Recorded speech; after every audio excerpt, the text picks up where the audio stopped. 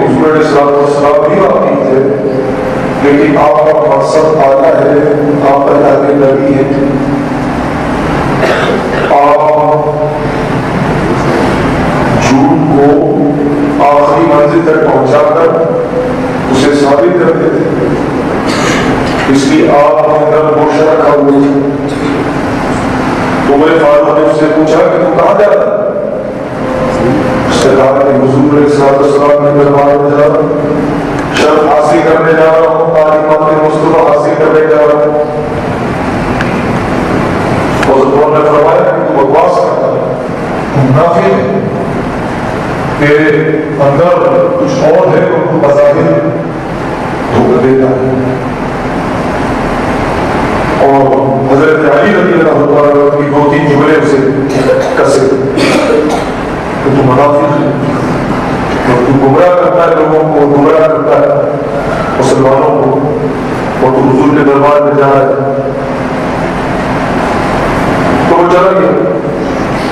اب وہ وہاں پر تو مومنین سے مسلمانوں والی باتیں کرے اور اپنے لوگوں کے درمیان میں جب وہ کھلا کھلا کہے کہ نہیں ہم تو ان کا مذاق اڑانے جاتے ہیں، ہم تو تمہارے ساتھ انما معکم انما نحن مستہزئون، ہم تو تمہارے ساتھ ہی ہیں، بس وہاں مذاق اڑانے جاتے ہیں، ان کا دیکھیے وہ کیا کرتے ہیں، ذرا ان کی ہر چیز پر نظر رکھتے ہیں۔ آج بھی کچھ مسلمان ایسے ہیں جو خواہ تجسس میں لگے رہتے ہیں، یہ کیا کر رہا ہے، وہ کیا کر رہا ہے، دیکھیے تو صحیح یہ کیا ہو رہا ہے، وہ کیا ہو رہا ہے۔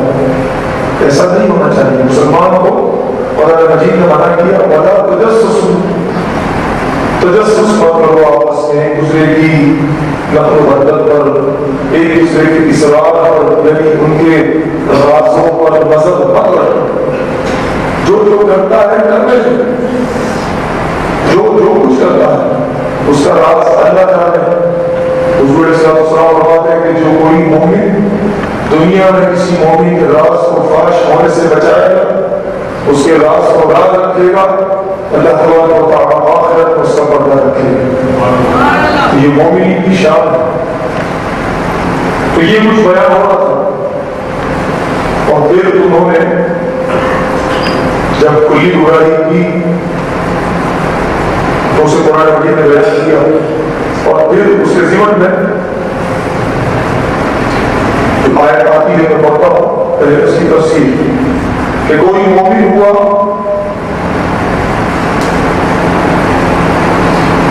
اور شان رسالت یا شان اولیاء میں گستاخی کا ارتکاب کرے تو اب خالی از ایمان ہو جائے گا۔ یعنی اگر کوئی شخص بظاہر نیک اعمال کرتا ہو، شریعت پر پورا دکھائی دیتا ہو،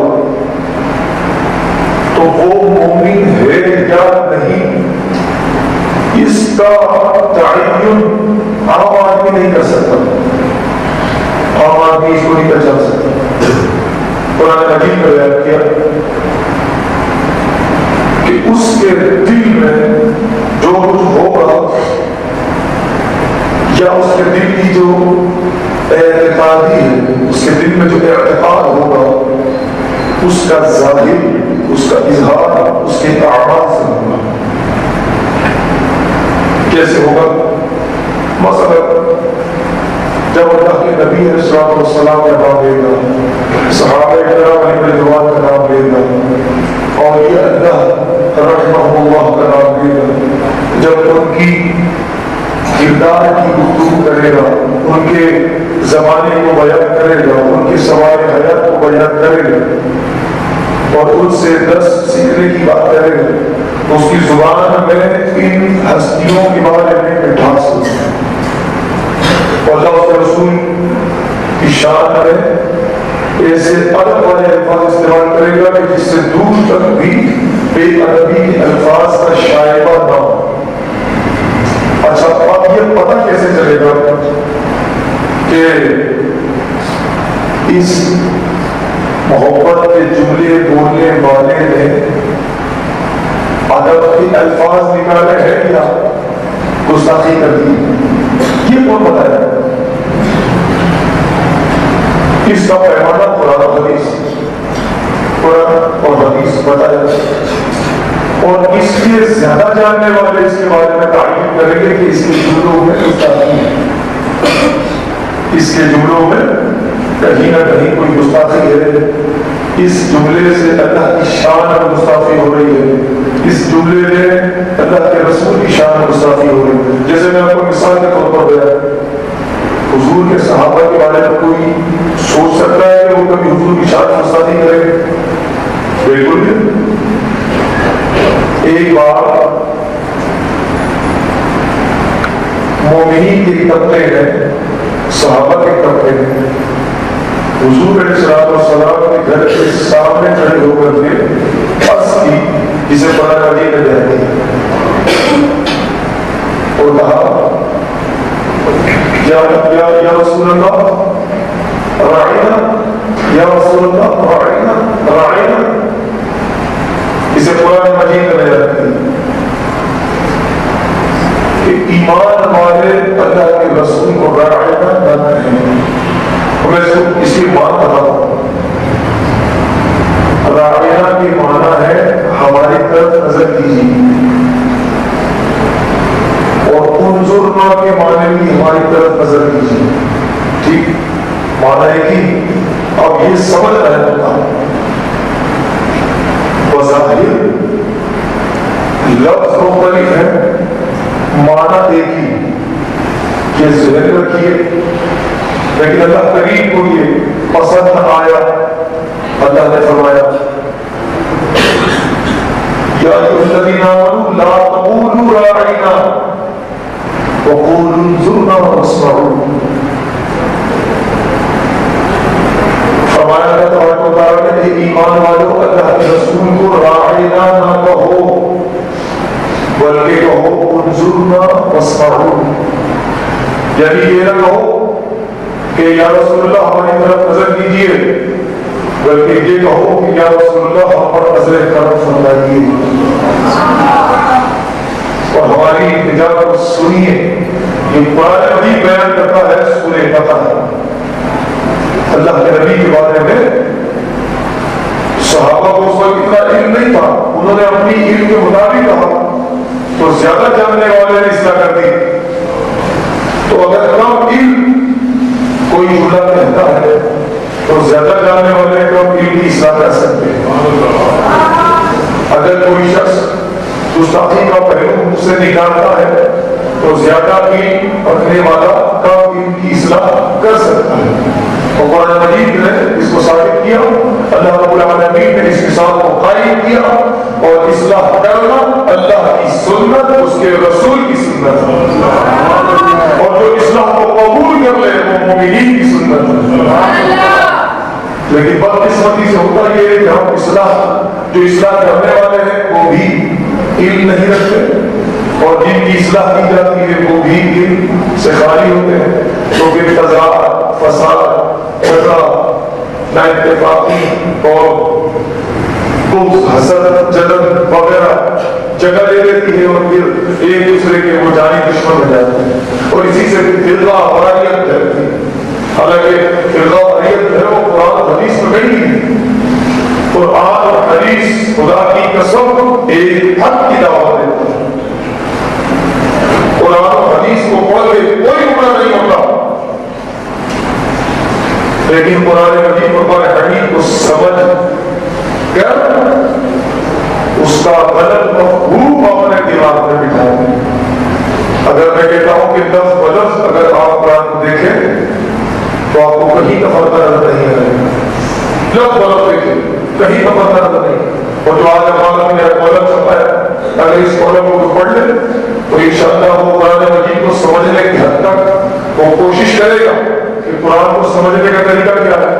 اس لیے میری کوشش یہ ہے کہ قرآن مجید کو ہر ایک آدمی سمجھے، ہر عام آدمی قرآن کو سمجھے، اور اس کو سمجھنے کے جو ضابطے ہیں، جو فائدے ہیں، اسے سیکھے۔ وہ سیکھ جائے، خدا کی قسم کھا کر کہتا ہوں، وہ ضابطے سیکھ جائے، وہ اصول سیکھ جائے، قوانین سیکھ جائے، کسی ضرورت نہیں. قرآن مجید پڑھے گا، خود سمجھے گا، خود عمل کر لے، اس میں کوئی سی بری بات نہیں، لیکن اس کے اصول سیکھنا ضروری ہے. جس طرح ہر چیز کا اصول ہے، دنیا میں چھوٹے چھوٹے کام ہوتے ہیں اس کے اصول ہوتے ہیں کہ میں پہلے بیان کر چکا ہوں. اچھا اب نیک اعمال انسان برباد ہو جاتے ہیں گناہ کی وجہ سے. اب مثال کے طور پر ایک شخص نے نماز پڑھی، قرآن مجید پڑھا، نیک اعمال کیے، صدقہ کیا، خیرات کیا، اور اس کے ساتھ ساتھ وہ گناہ بھی کرتا ہے، تو اس کے وہ گناہ اس کی نیکیاں ختم کر دیتے ہیں. یعنی ایک طرح سے وہ ایک کم نیکی کما رہا ہے، یعنی اوپر سے وہ بالٹی بھرے اور نیچے سے بالٹی کو لیک کر دیا جائے تو خالی ہو گئی. آپ کہیں گے اتنی دیر سے بالٹی بھر رہی ہے تب خالی نہیں، پر یعنی اب تک بھری نہیں. یہ کیا وجہ؟ اس کی وجہ یہ کہ بالٹی نیچے سے ٹوٹی. تو اب نیکیاں کریں ایک جانب سے اور دوسری جانب گناہ کریں. یہ میں مثال ہے سمجھا دوں. عام طور پر لوگ یہ کہتے ہیں، ہم سنتے ہیں کہ کہتے ہیں دین دنیا ساتھ ساتھ، دین دنیا ساتھ ساتھ. وہ کیسے؟ کوئی نماز پڑھتے ہیں، قرآن مجید پڑھتے ہیں برابر، کوئی ڈرامہ دیکھ لیتے ہیں، کوئی بات نہیں، فلم بھی دیکھ لیتے، کوئی ایسی بات نہیں، دین دنیا ساتھ ساتھ. اچھا میں نے اپنے نمازی کو میں نے ایک شادی میں دیکھا، میں نکاح پڑھانے گیا اس شادی میں، اسے دیکھا، ارے امام صاحب، میں نے کہا ارے مغلی صاحب آپ ماشاء اللہ. میں نے کہا پہچان نہیں آیا، بالکل پہچان نہیں آیا. میں نے کہا مسجد میں تو آپ بالکل پہچان نہیں آتے، بہت اچھا لباس، آپ کا سر پہ ٹوپی اور آپ کے ہاتھ میں تسبیح ہوتی ہے، ماشاء اللہ بڑے پر نور نظر آتے ہیں. تو آپ پہچان نہیں آئے. اس کا جواب کیا تھا؟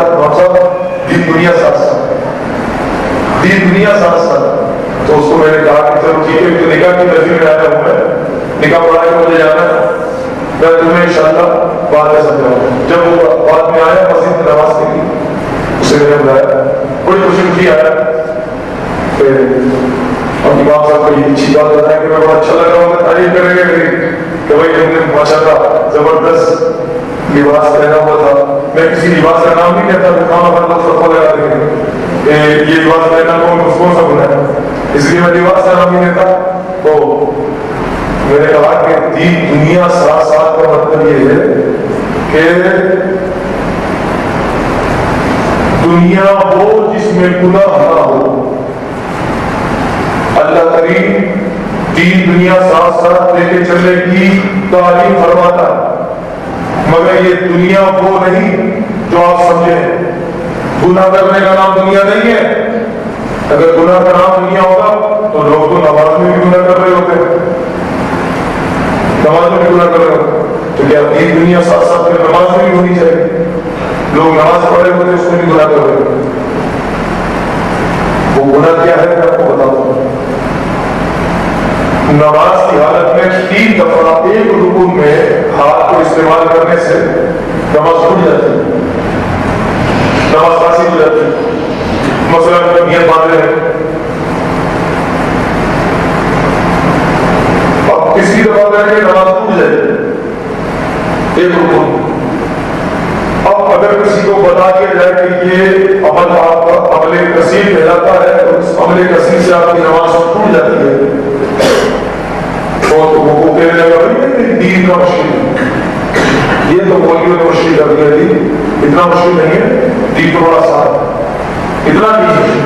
یہ غلط بات ہے. اب وہ جان بوجھ کر کوئی نماز کو ادا کیا، اللہ معاف کرنا ہوگا، اللہ معاف کرنا، اللہ سے معاف ہوگا. یہ مولویوں نے یہ چھوٹی یہ غلط کرو گے تو ایسا نہیں ہوگا، نماز نہیں ہوگی، یہ کسی بات نہیں کہنا، یہ تو کافر ہو جاؤ گے. نہیں مولویوں کو یہ مسئلہ مولویوں کا نہیں ہے بھائی، یہ مسئلہ اللہ تبارک و تعالی کو بیان کرتا ہے. اور اگر میں اس کی تحقیقات کروں اور آپ کو بتاؤں مجھے پوری رات چاہیے اس مسئلے کو حدیث سے جوڑوں، پھر حدیث کو قرآن سے جوڑوں، ٹائم لگ جائے گا. لیکن کوئی بات حدیث میں قرآن کے خلاف نہیں، اس کا ہمارا اعتقاد. اور کوئی بات فقہ حنفی میں حدیث کے خلاف نہیں، اس سے ہمارا اعتقاد.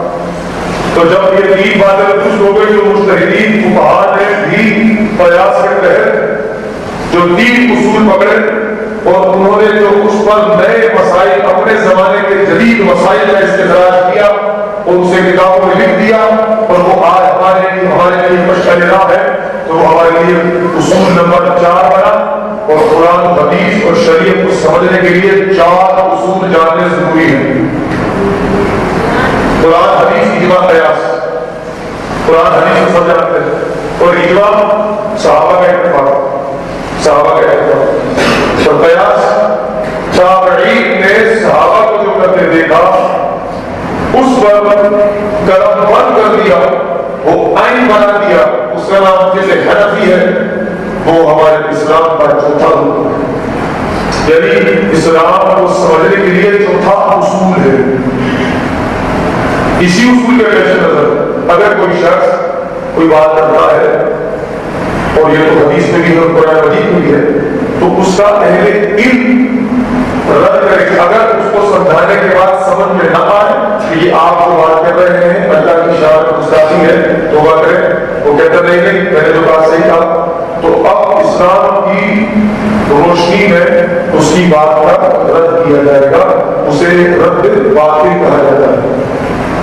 اور اسی طرح آگے بیان فرمایا، اور اپنے لیے جو ایمان سمجھنا، وہ لوگ اپنے لیے جو ایمان ہی سمجھتے ہیں، جیسے عبداللہ جو کوئی بہت بڑا منافق تھا، لیکن اس کے باوجود حضور علیہ السلام کی بارگاہ میں بیٹھتا، سبق سیکھتا، سب کچھ کرتا، نماز پڑھتا، امامت پہنتا، حضور کے پیچھے نماز پڑھتا، ہاتھ ملاتا، صحابہ سے ہاتھ ملاتا، اس کے باوجود رئیس المنافقین کا اسے لقب ملا، یعنی سب سے بڑا جھوٹا، سب سے بڑا مکہ کا سردار، منافقین کا سردار عبداللہ بن ابی۔ اس کو اعزاز کیسے مل گیا؟ یہ اعزاز کیسے مل گیا؟ اس لیے کہ اس نے دل سے اسے قبول نہیں کیا۔ تو دل سے قبول کرنا ضروری ہے، اگر دل سے قبول نہیں کریں گے تو پھر وہ شخص گمراہ ہوگا۔ پھر یہ جو لوگ گمراہ ہوئے حضور علیہ السلام کے زمانے میں گمراہ ہوئے، قرآن مجید نے اس کی مثال دی نا، مثلهم كمثل الذي استوقد نارا فلما أضاءت ما حوله ذهب الله بنورهم وتركهم في ظلمات لا يبصرون۔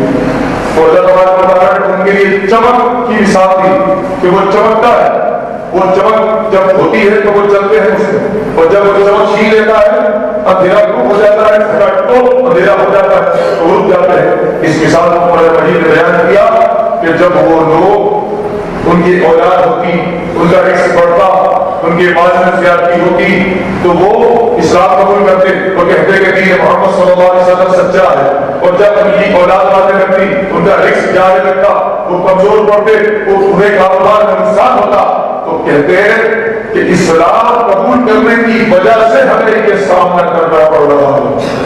اور وہ اسلام کو بدنام کرتے تھے، اور وہ کہتے تھے کہ اسلام کو قبول کرو تو اسلام جو ہے وہ ہمیں روپیہ پیسہ دیتا ہے، اور جب ہمارے بچے بننے لگتے ہیں تو اسلام کو چھوڑ دو، کیونکہ یہ اسلام ہی کی وجہ سے ہوتا ہے۔ معاذ اللہ، اس بات کو تفصیل کے طور پر قرآن مجید نے بیان کیا، اور پھر اللہ نے فرمایا کہ ہم نے ان کے دلوں پر مہر مار دی ہے، ہم نے ان کے کانوں پر مہر مار دی ہے، ہم نے ان کی زبان پر مہر مار دی۔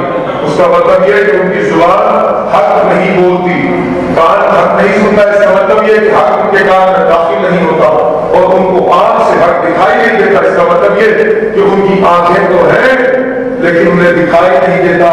اسے تفسیر امدنی میں یوں لکھا گیا کہ اللہ تبارک و تعالیٰ نے یہ کیا کہ ان کی بصارت، ان کی سماعت اور ان کے قلوب کی فہم کو چھین لیا۔